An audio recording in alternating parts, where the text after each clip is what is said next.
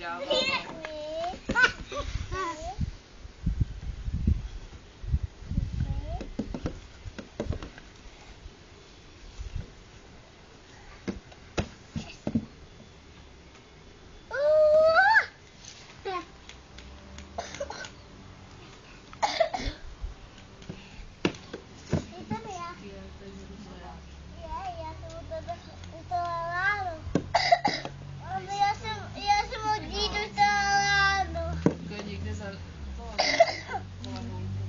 Dáváš mi něco na ten kašel?